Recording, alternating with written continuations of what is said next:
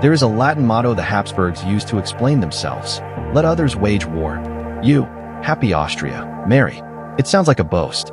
It is closer to a business plan. Marriages were contracts, and every contract carried an inheritance clause.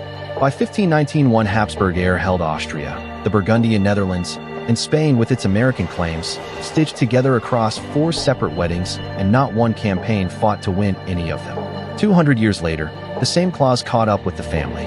It produced a king who could not chew his own food and left no heir, and undoing his inheritance took the largest war Europe had fought in a century. Start with the contract that set the pattern. In January 1477, Charles the Bold, Duke of Burgundy, died in battle outside the walls of Nancy, defeated by a Swiss and Lorraine coalition. He left one heir, his daughter Mary, ruler of the richest territory in Europe outside a kingdom, the Low Countries and the Burgundian lands between France and the Empire. France's crown could claim the Duchy of Burgundy itself under its own succession law, which barred women from inheriting the French throne. It had no power over the wealthier Burgundian Netherlands, where a daughter could inherit outright. Mary needed a husband strong enough to hold that land against Louis XI of France, who was already moving troops in. Within months, she married Maximilian of Habsburg, heir to Austria.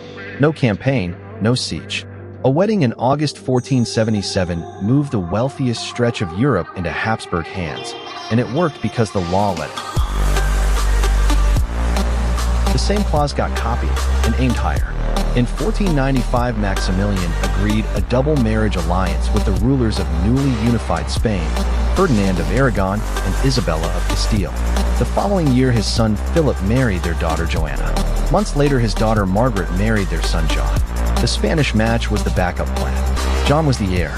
Then John died in 1497, and Spain's other direct heirs died within the next few years, one after another, until Joanna was next in line for both Castile and Aragon.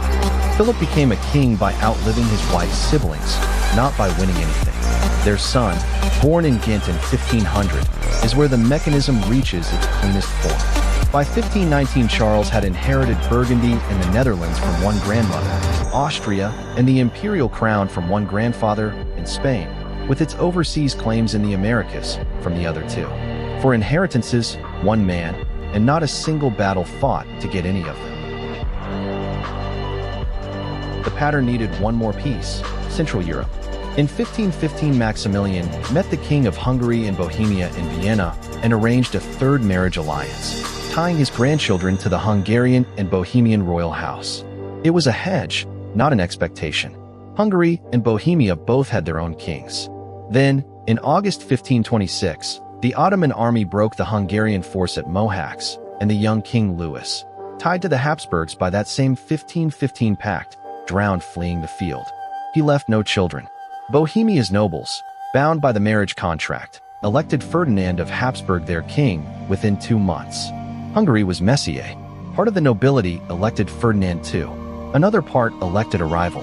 The kingdom Maximilian had married into on paper took decades of fighting against the rival claimant and then the Ottomans, before Habsburg control over even part of Hungary was secure. The contract bought the claim. It did not buy the country. By the middle of the 1500s, the family held more territory than any dynasty in Europe, acquired almost entirely through paper. Protecting it meant more paper. The safest marriage was now inside the family. Uncle to niece, first cousin to first cousin, so no outside house could inherit a claim to Habsburg land through an in-law. The Spanish branch did this hardest. Between the 1550s and the 1660s, most Spanish Habsburg kings married a close blood relative. The genetic cost compounds the way the inheritance did.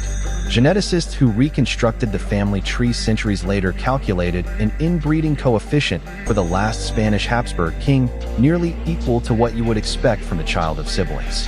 That king was Charles II, born in 1661, who could not chew solid food because his jaw did not close, who suffered seizures and digestive collapse through most of his life, and who, after 2 marriages, produced no heir.